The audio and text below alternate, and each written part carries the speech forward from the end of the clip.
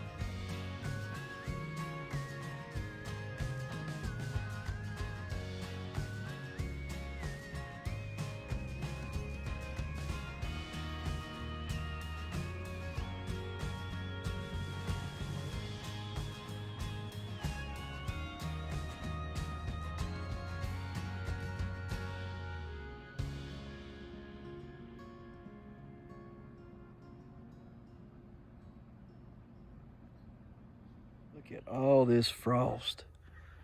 Goodness gracious, look at it all.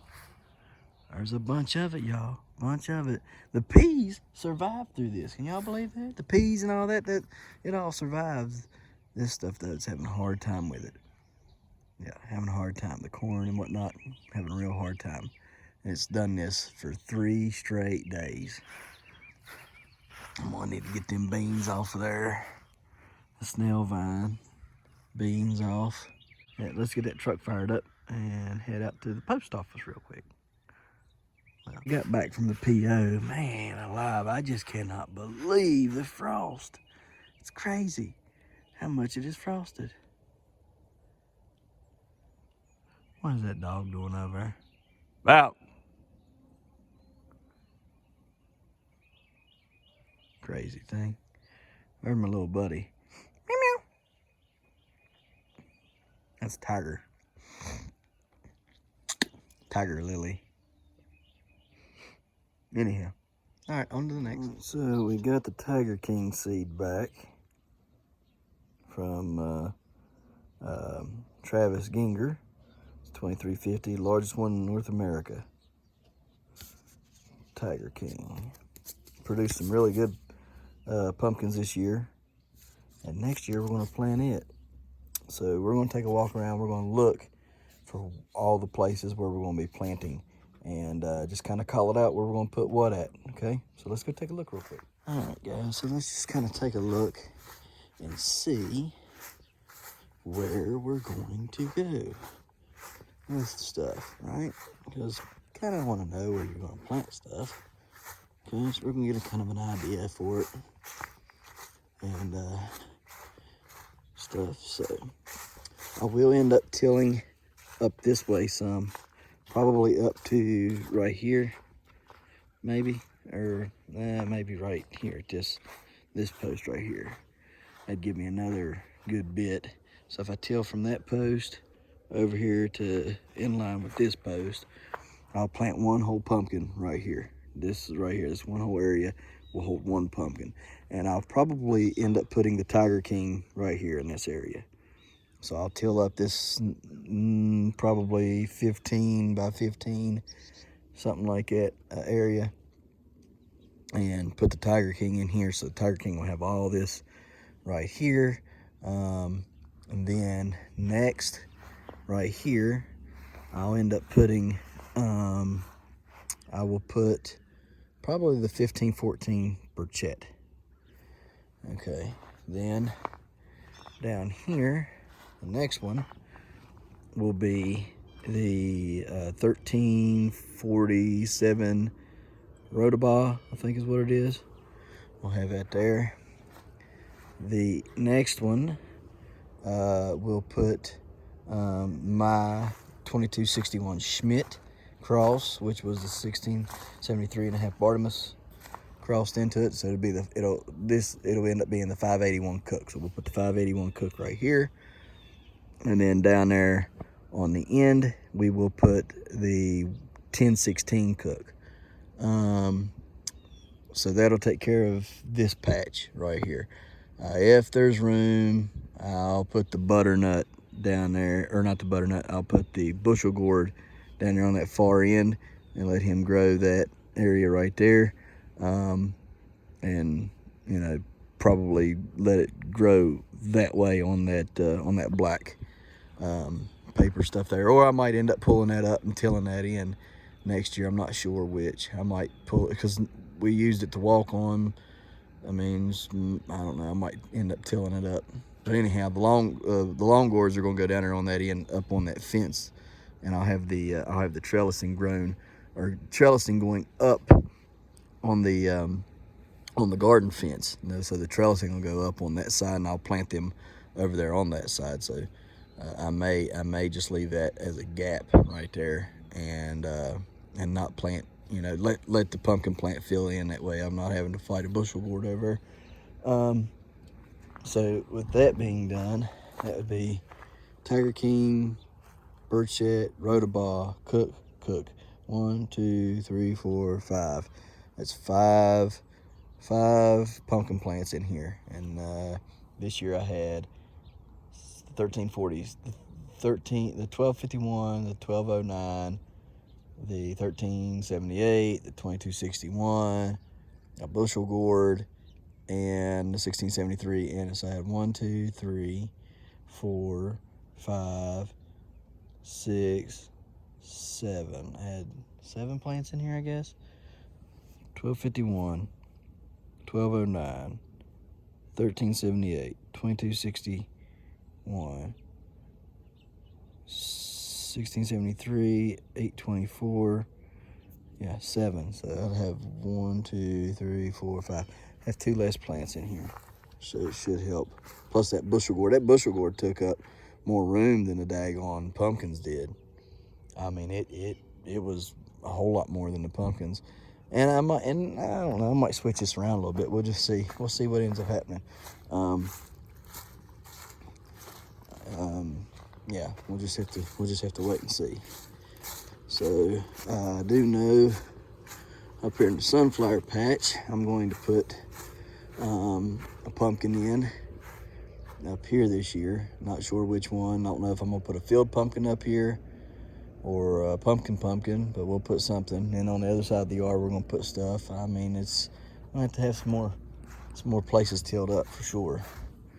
I may, depending on what goes on in here, I may end up putting one in this and just let it do its thing in here.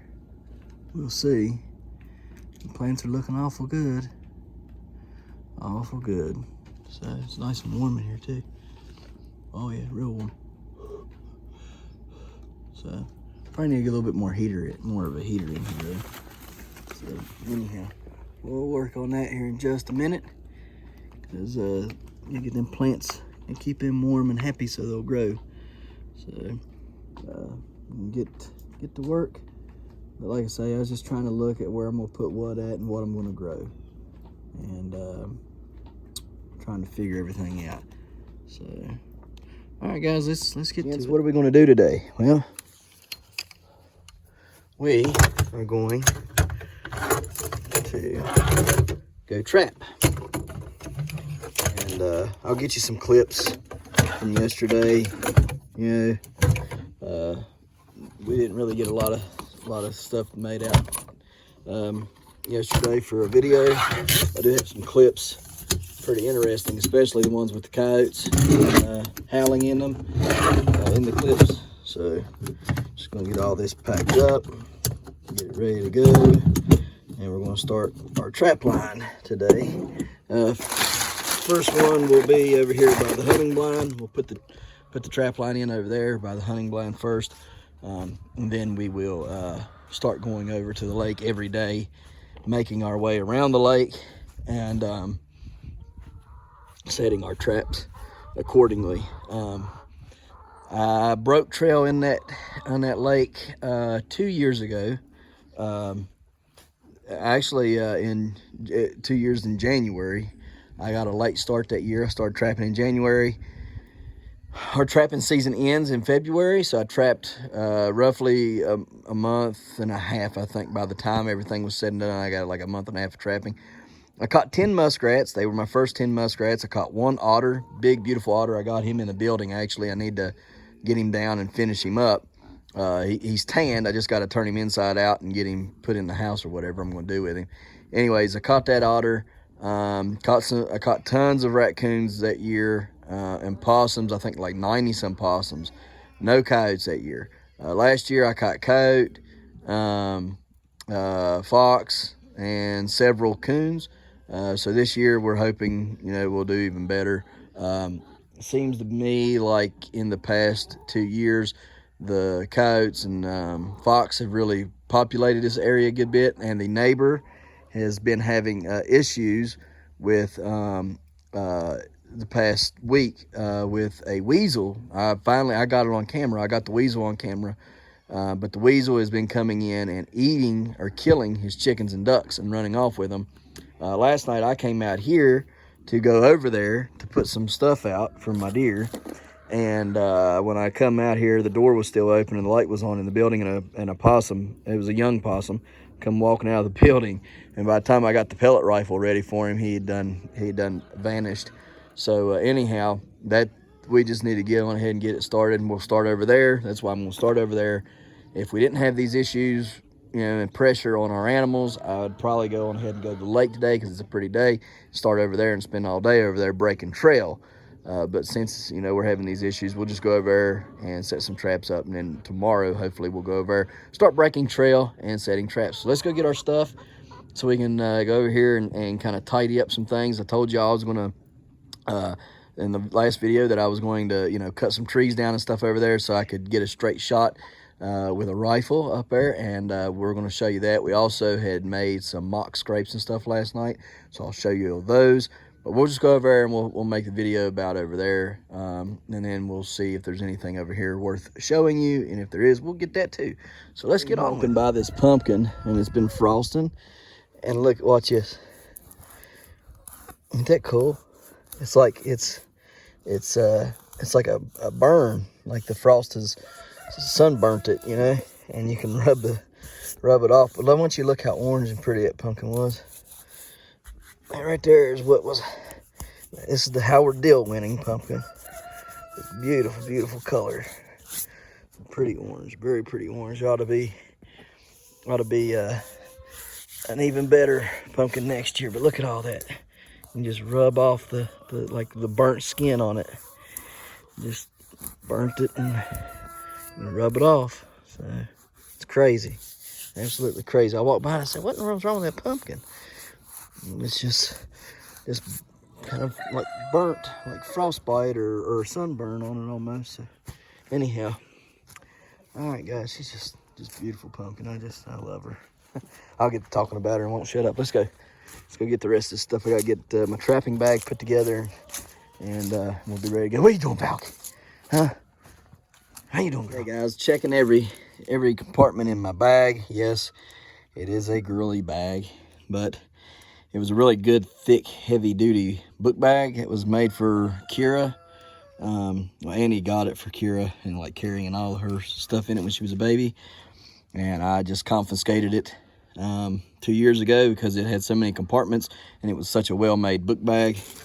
I got an even better. I got a rucksack in there from the army, and I like this a little bit better, just because it was so compartmentalized, and just the durability of it and the zippers and everything. I also got another really big Ozark Trail one in there that I carried my traps in to carry them over to the lake, and also used it to get them out of there because it's so big and fit so many traps in it. But it's not nearly as good and comfortable as that right there. But anyhow, checking the compartments, and I ran across these. These are my tags, all right, and they just give my phone number and my name, and you can put your address on there as well.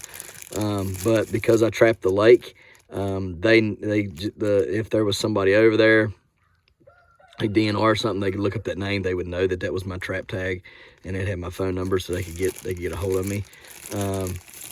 So yeah, but I think I can't remember if you're supposed to put your address on here or not. I probably need to buy some new tags and fill them out with my address on there just because. So I will probably end up doing that and then switching my tags out, you know, somewhere along the line this year. You can order them with your information already stamped on them, or you can buy these ones, and they take a lead pencil and write on there, and it'll stay on the tag. Sometimes they'll rub off and stuff, which sucks. But also in here, I have these are my to secure their trap tag fasteners. Okay, and they secure it to the tag to the trap. Then I got some hand sanitizer. You know, you can always use hand sanitizer.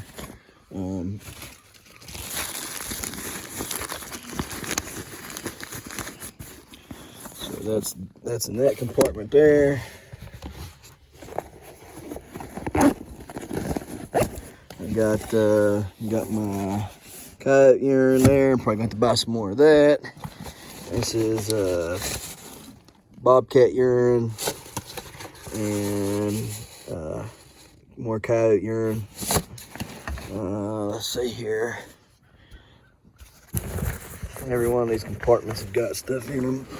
I'm pretty sure anyhow they did have anyways. That one there is stuck. I'll just try to figure out how to get in there. All right, let's see here. What else we got?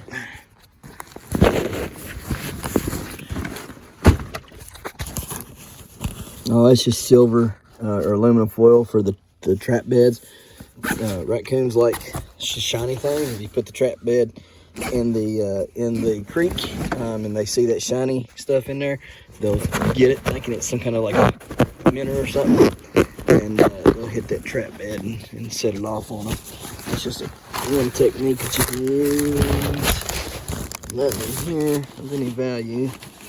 What's that there? I need to see what that is. Okay, I missed one here. Yep, right here.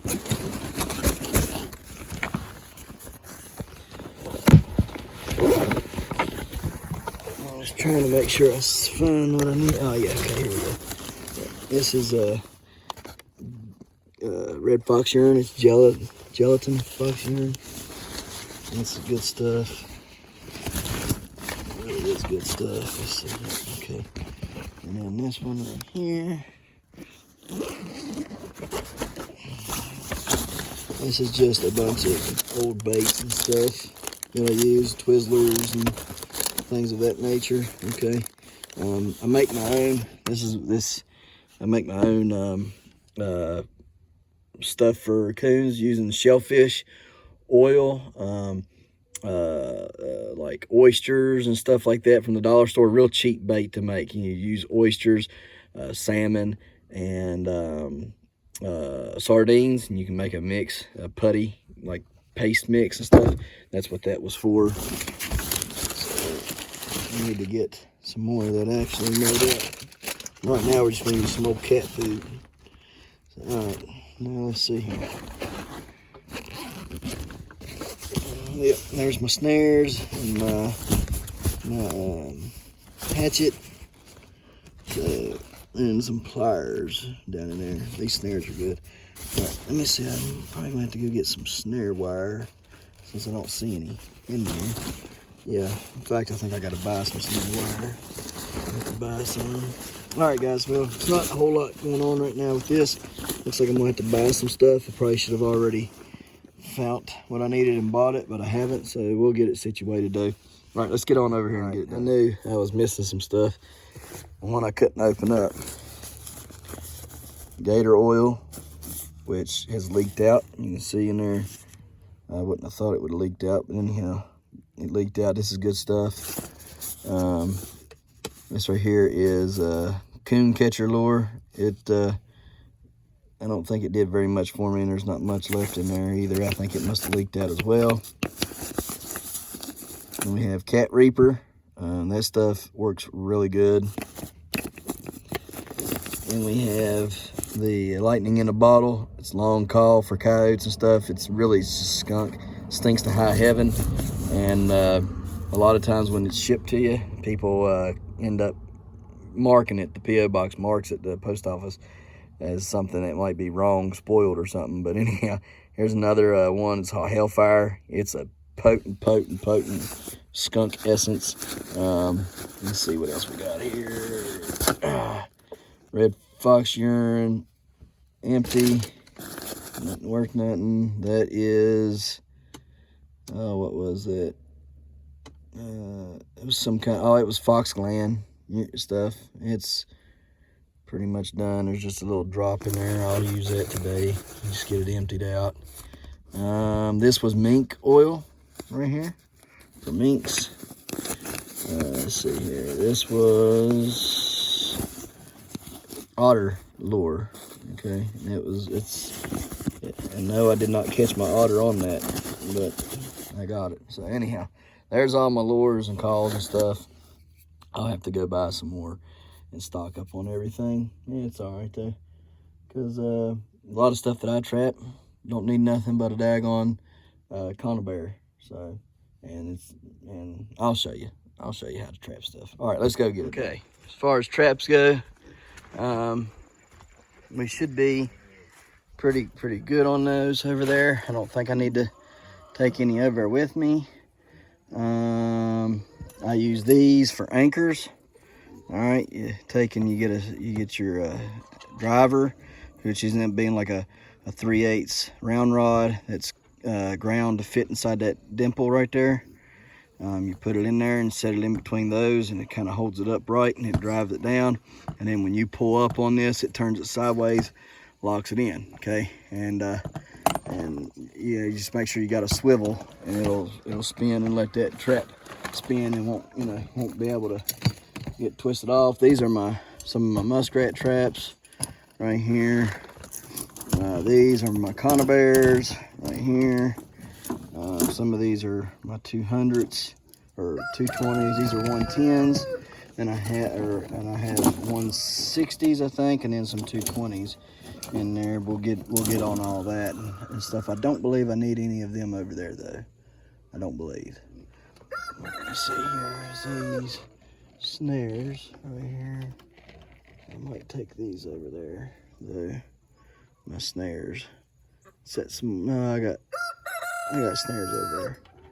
I got snares in my bag already. I'll leave these here in case I need them over here for something else. I'll just reset some snares.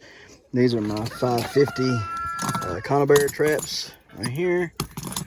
Got 1, 2, 3, 4, 5, 6, and then 7, 8, 9, and 10 over there. So look at here. Is that a marble?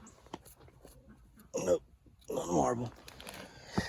These are there's one. See how I put it on the pan? Aluminum foil on the pan.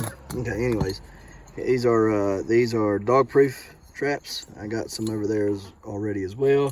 So we'll get over and set all that. Just wanted to make sure I didn't need anything before I went, and I don't believe I do. I believe we're good to go on that.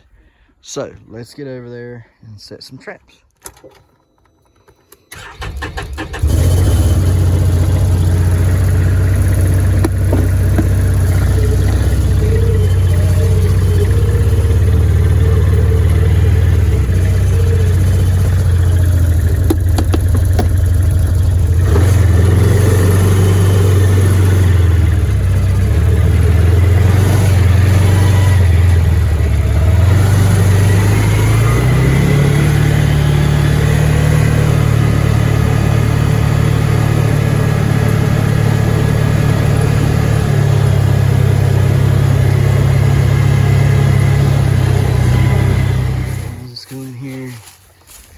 Setting. Now look, when you get trails, if this was a real animals trail, like a game trail or something, you could set a snare on this, or you could set a blind set.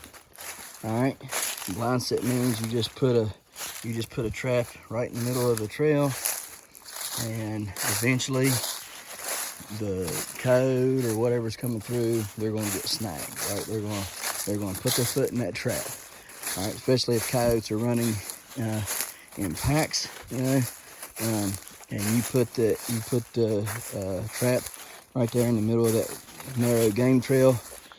You know, 3 or 4 of them come through, one of them is probably going to get snagged or trapped, you know. So anyhow, this is one of our mock scrapes that we made last night. There's a licking branch. And all I do during this, whenever we're making these mock scrapes and stuff, I just look at trees and say, hey, that looks like a good one. Like that one right there. It's got a licking branch.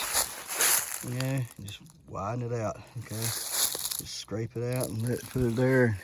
And when the bucks are in the area, they'll hit it like this one. And I just do it like a rub line or a scrape line.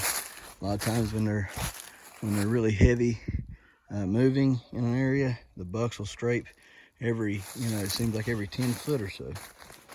So I just wanted to show y'all those as we're going. There's another one over here by this holly tree. And they just continue. The first thing I'm going to do before we start trapping today is I'm going to go on ahead and get my stuff cut out for the deer, for the blind. There's another rub, see, or a scrape I mean. Right there is the tree, licking tree. There's the scrape, mock scrape. Here's another mock scrape. Right here, there's a licking branch, and on this one, you got golden estrus. All right, and so we're gonna cut out all this stuff right in through here. All this will be gone, so we can see and shoot through do this stuff. There's that stuff. There's another, and here's the licking branches. Okay. And anyways, it keeps going on that way. So what we need is a clear shot through there. Okay. We need to come straight through there and be able to shoot. So let's go down here and see what we're going to have to do here. Because I want to be able to shoot from that blind back there across that little creek. So if I want to do that, I'm going to have to remove one of these 2 trees here. And I'll be honest, I'm not sure which one to take out. Not sure which one to take out at all. Let me go over there and take a look and see from the blind what we got to do. That'd probably be the best way to do it. Look from the blind, see what needs to come out. So, all right, let me get across there and we'll look. So I'm sitting in my chair. I'm looking through there. Now, if I cut that tree out right there down, it gives me a wide right there. If I leave it, I can still shoot through there. That's a pretty big gap. I know it might not look like it, but it is. It's a pretty decent gap. And then I could also shoot on this side, down through there. So I can make me 2 shooting lanes, but I definitely can shoot through there. So just looking at it from back here without having to remove any of the trees, even though I probably should remove that one, I'm thinking I might leave it. I might remove the little one that's going up beside it, but I'll leave the bigger one there for now. And I don't know. It's hard to, we'll see. I just know that I can shoot through there. So let's go over and take a look and see what comes up. Okay guys, there's the other one, special golden estrus, and another scrape right there.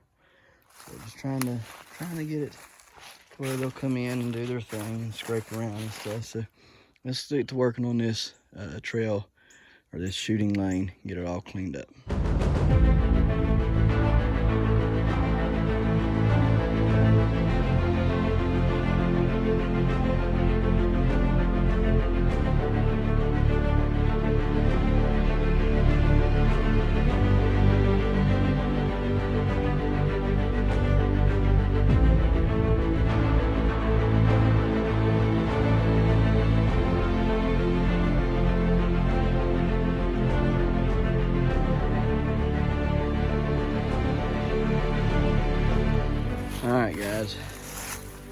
You see that right there? That right there. That spot right there. Look how it lines up there with the blind.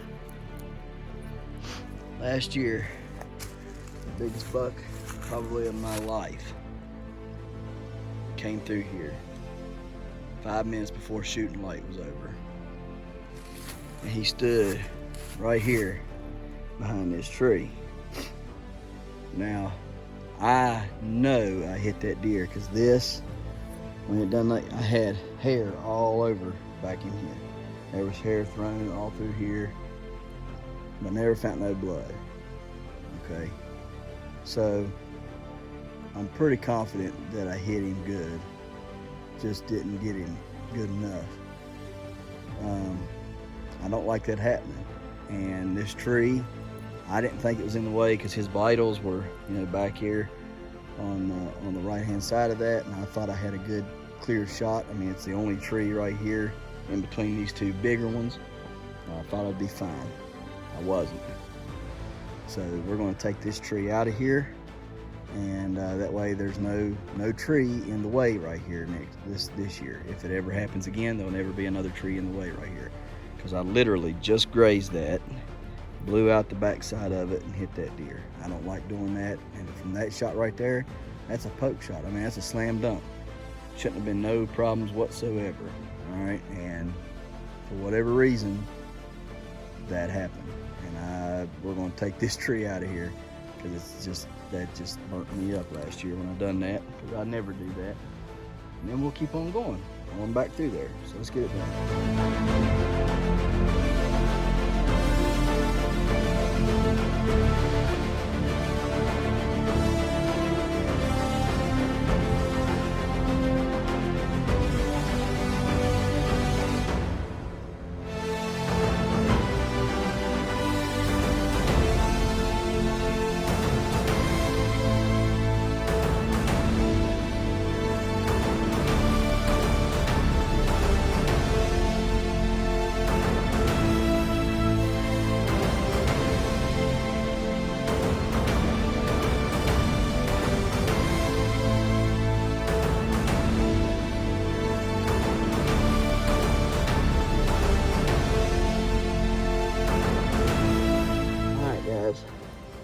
Here it is now. See through there now? Look back through there. All the way. And a good clear shot all the way back through there. If we need it, we got it. And all the lanes, we even got, over in here cleared out. Right through there cleared out, because there's a trail comes down that they take, cross over, then come in. So that's covered. Back in there is covered.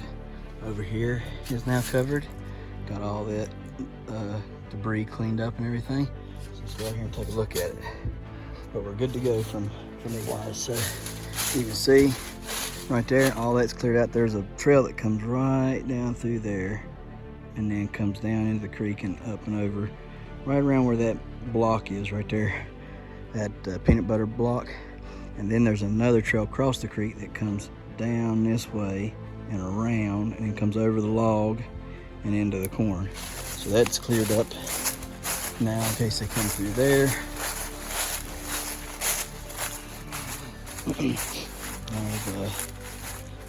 I've got all this cleared up and taken care of all the way back in through here.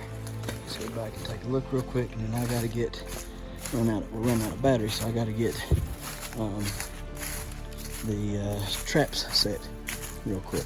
So today we'll just set the coon ones, the dog-proof coon traps, and we'll call it a day for all that. But see all this stuff we've gotten down through here, taking it all down, and got it cleaned up, got a clear shot all the way back through here.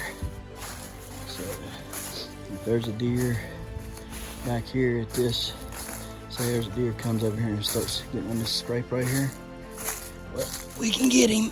Put this back up here. Golden estrus scent thing.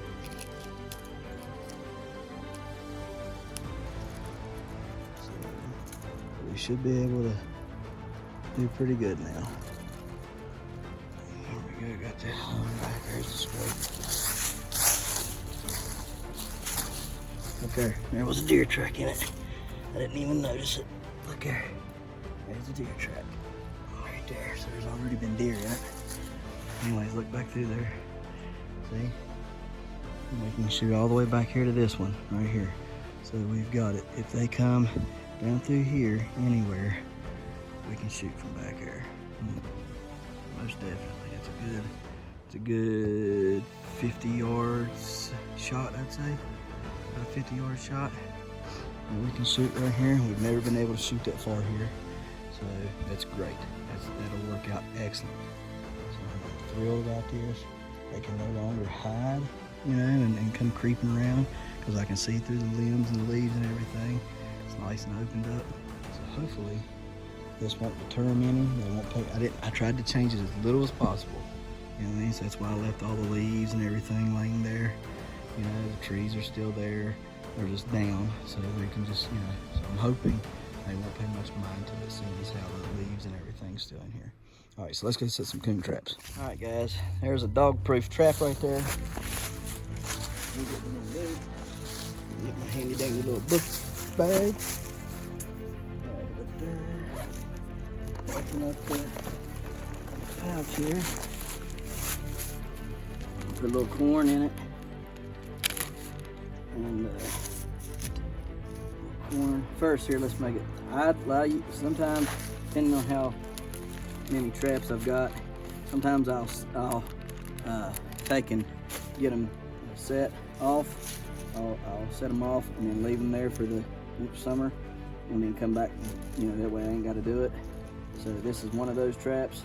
And what you can do is you can set it first, or you can put your bait down in the hole first, whichever one you prefer. I'm gonna put some bait down in the hole like this, and probably tomorrow we'll have a coon, because coons are greedy, and we'll get to working on that, and we'll set that trap off.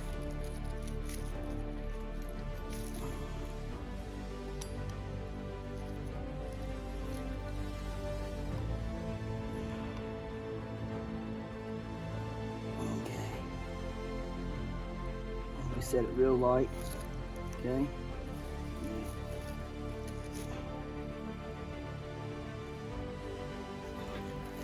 And I use my foot.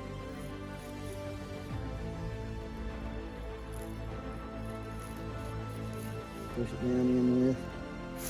And what'll happen is there's a trigger in there.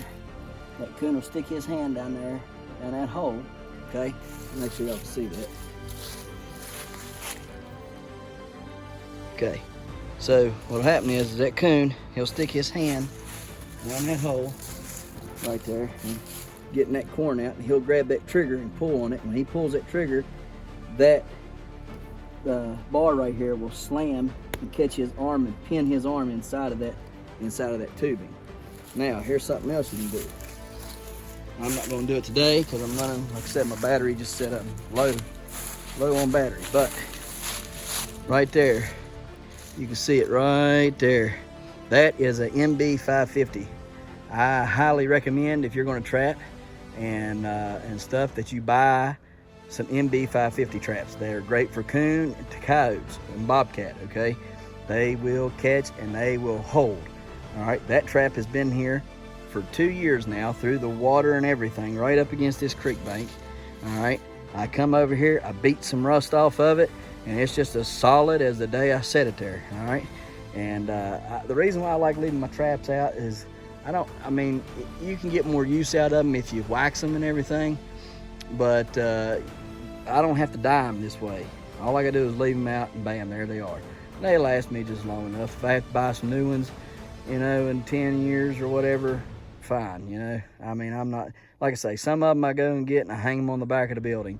But there are some that I just leave here, and the reason why is it's hard to get them out from that chain there, and I'll forget where I put the chain at, the stake out at, and it's just easier. I probably should take better care of them, but I don't. And in hindsight, you probably should take them and pull them every year and put them up and you know, leave them hang and then get them out and set them. But Marty on Mountain Men, he left his traps out in the wilderness in Alaska. He would set the trap off and put it up in a tree and leave it there all summer and come through his trap line and reset all of his traps. And that is the method that I use. He didn't wax them or nothing. He just left them out in the wild all spring and summer, and then fall he come back, set them, and use them all winter. So that's kind of where I get my theories from, is from Marty Majorado on Mountain Men. Okay, and I know you're probably gonna say, well, it's a show, it wasn't real. Yes, it was real. Marty Majorado is a real person, and he really does trap. All right, so anyhow, I'm gonna leave that one right there for today. But what you can do is that pan, see that pan right there? Let me zoom in. See the circle in the middle of that trap right there, tip of my finger? You take and cover that with that aluminum foil, and if this water was up high enough, I'd build me a little shelf right here, like, let me see, right here. I'd build me a little shelf, and I'd stick that trap down there on that shelf and have about 1 inch or 2 of water over top of it. And what would happen is that coon would come by and see that shiny aluminum foil pan and think it was a minnow or something, and he would grab that trap pan and push on it or whatever and set it off, and bam, I've got me a coon. I had caught several here that way. Right here in this very spot, I think I caught 4 or 5 that one year right here in that fashion. All right, so it works. It's a good system, and I like it a lot. So just take your traps, cover the pan up with aluminum foil, and make you a shelf on the creek bed or on the bank. Let there be about 1 inch or 2 of water over the trap, and then let it flow. I have to show you that technique over there at the lake because there's not enough water here to do that with, unless I brought me another trap over here and used it. And I'd rather just use my traps over at the lake, the ones that I got left. So yeah, that's how you set that dog proof. We're going to put some cat food and another couple dog proofs up through here that I've got, and we'll show you those here in just a second. Here we go. Second one. Pull it. Now, keep the dirt out from it and whatever. Make sure it function. Pull up and down. All that jazz.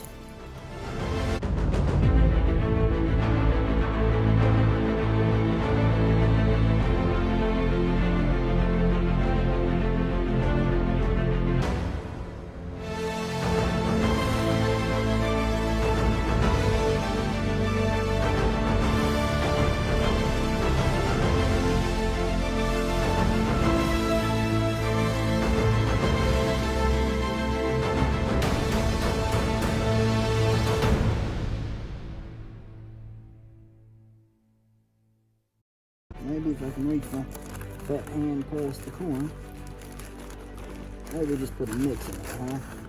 Mix it up, cat food and corn, that might work out.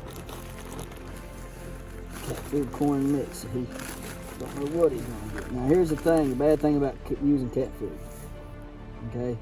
Cat food, when it rains and everything, it will swell up and you'll have a nasty gunky mess in there. So I try to use more of the paste stuff, you know what I mean? Especially if you buy a water source, you can get it kind of cleaned out a little bit quicker. Yeah.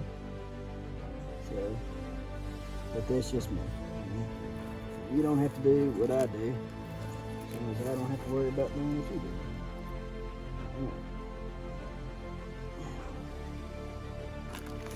Yeah. Just push it all down.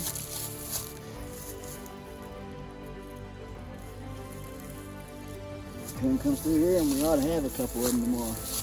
And I got one more of these to set, and let's go get it done. Quick, I'll show you. There's the blind, okay? Now I'm across the main creek in this little branch right here, okay? There's that. Now, and you can see they come walking through here. They got several trails, all right? But if they come walking through this trail right here, or right out in here on that one, I can bust those deer, okay? That's why I needed to get this stuff cleared out. Look at all that gunk that I've cleaned out today, so that we could get a decent shot through here. Right, now that last trap is right here. And I have only caught one thing on this trap the entire time it's been here for 2 years. That's been one daggone possum. That's it. Just one possum. So hopefully my year will be better this year, yeah? And the gunk out. Something to clean it with.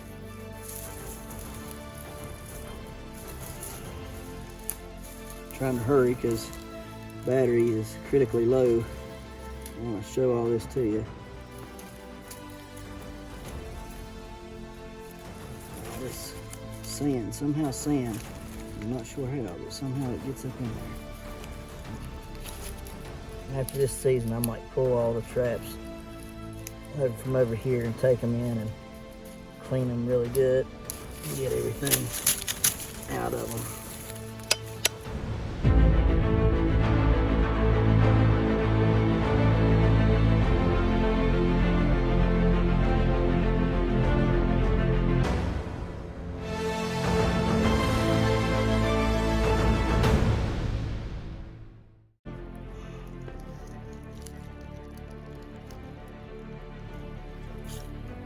Alright, here we go, all set, all done. Let's go check out these branches over here where that weasel, where I got pictures of a weasel, that's what's killing the neighbor's stuff. And we'll see if we can get figured out about it. Alright guys, so the corn, it's pretty much done. But we're going to we'll start picking these radishes out of here. And let's see what we got. Oh yeah, look at that big, beautiful radish. Man, that's a big old joker right there. And there's another one. There. My goodness, look at them. That's a big one. Wow, wow. Oh, broke the top off of that one. Deer, I love them tops. I'll take them tops over to the deer. Check that out, that's a big old rascal too. Another nice one. Alright, let's see here. Yep. There's something been eating on them. Bugs, probably. Some kind of bug, I'd say. Toss this over. Toss that over.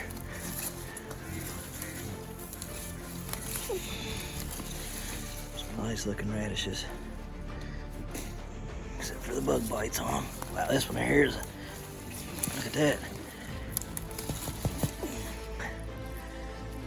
Tops is huge on that one. That's like a, that's weird looking. That's not red like the rest of them. Different top altogether on that one. See it? The top is completely different than the rest of them. It's weird. I bet that wasn't a radish. It's probably something else. So, what, Jay?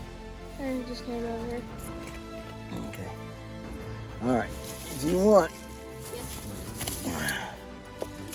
I'll let you. You gotta come right down through this line right here, okay? Yes. What is it? It's radishes. Keep pulling from that line, okay? Make sure you pull. Don't pull nothing that looks like these. Okay, just lay them back there behind you. And I'll go down here on this end. All right. Go ahead and pull it. Go ahead and pull it. I can get it done pretty fast. No, don't do it real fast. Just. No, I made my. Okay. Let's see what we got down here. What are there? What are these here? These radishes here ain't did nothing. Look at that. Hey. Huh? And these here ain't did nothing. Down here on this end. Ah, here we go. There's a big one. There's some more. Yeah, I know. We'll plant some of them back in there and see if they'll continue to grow. The ones that aren't growing very good. That's why it felt so heavy.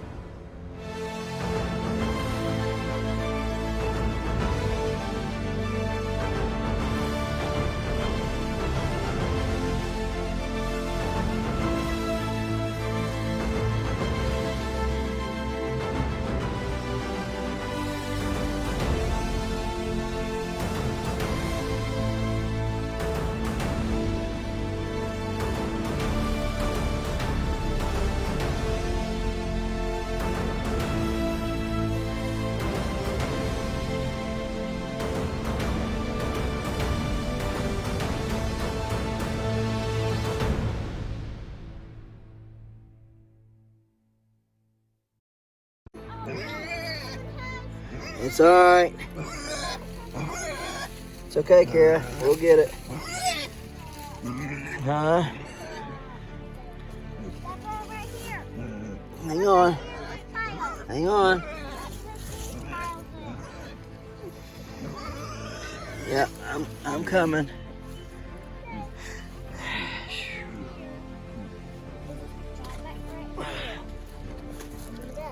Oh goodness! Don't touch those. I gotta replant them. They're babies still, for some reason.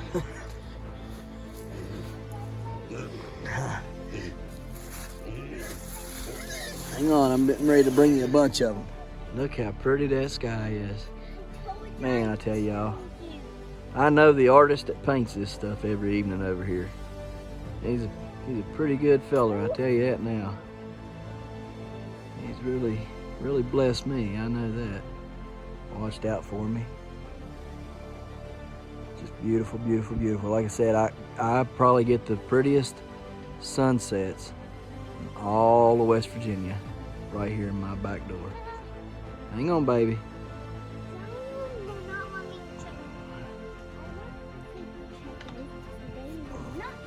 Okay. And we got a whole big bunch of radishes picked there. I'll try to get that. There we go. Time it down there a little bit. Let's see here. Focusing on that sun. It's just so pretty, I'm telling you. This stuff gets breathtaking. I love it. Anyhow, I'm gonna weigh these radishes and everything, and we'll see how much pounds of radish we got. I'm gonna weigh them with the tops on, and then I'll probably weigh them individually later whenever I cut the tops off of them and clean them. Anyways, I planted the rest of that row back, like all the little ones. You can see down through there. I planted them all back. I don't know if they'll continue to grow or not. I have no clue. There's that's all the rutabaga down this row, and then radishes, and rutabaga, and kohlrabi, and then Nagasaki Akira Kabu beets, and then golden beets. And the golden beets they're just not doing good at all, I don't think if they're growing, they're growing really, really slowly up underneath all that, and I just don't see that they are. I just don't think they're growing. I don't know. The leaves just don't look very big, and there's not much here. And then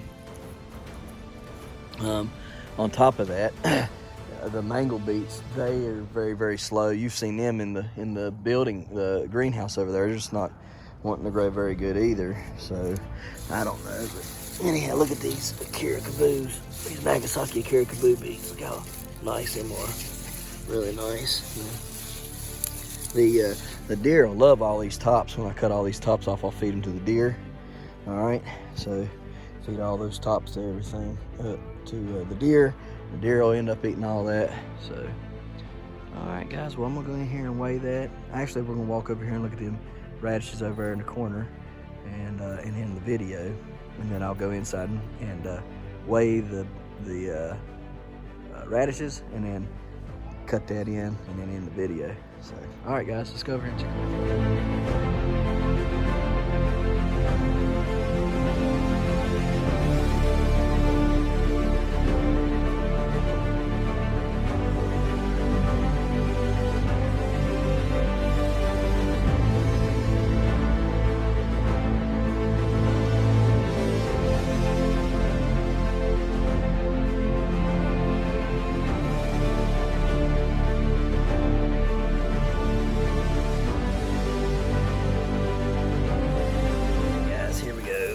Bag of radishes.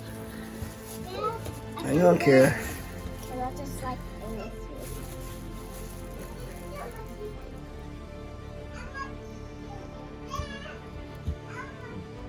Like you say, you'll come back. About 9 pounds, I guess. Well, it feels like there's more than that. That feels like more than 9 pounds. Yeah. Watch out, Kara. Watch out, Kara. You know what?